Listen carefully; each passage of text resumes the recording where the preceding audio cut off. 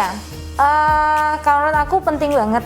Walaupun memang sometimes yang namanya tes itu yang paling terpercaya kan PCR ya, yang paling terpercaya kan PCR ya, yang swab ya.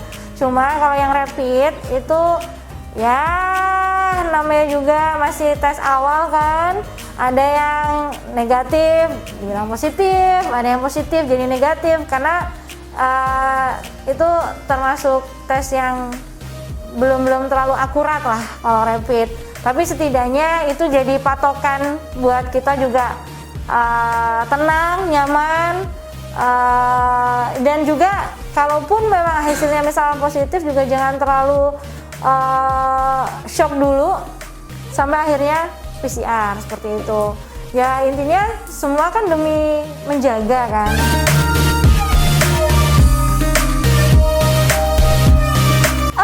Kalau takut enggak, cuma kalau khawatir ya.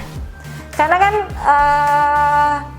worry gitu, misalkan aduh was-was bakal gimana ya hasilnya kayak gitu, positif atau negatif ya, tapi ya udahlah bismillah aja.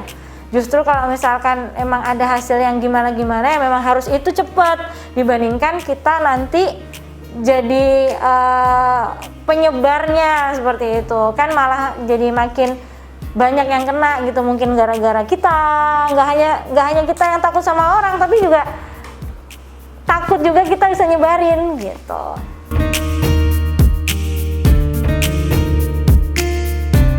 Iya, ya memang itu langkah preventif ya. Apalagi itu untuk sekarang ini memang ya memang itulah cara yang terbaik sebelum adanya vaksin.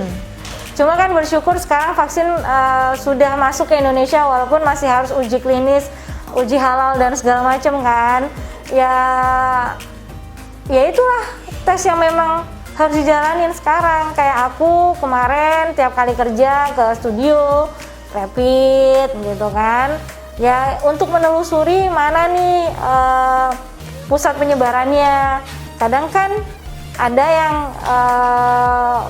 dalam satu lingkup pekerjaan tiba-tiba ada yang positif. Nah, yang kontak sama dia inilah yang ditelusuri. Nah, kemudian ditindaklanjuti apakah benar negatif atau benar-benar positif.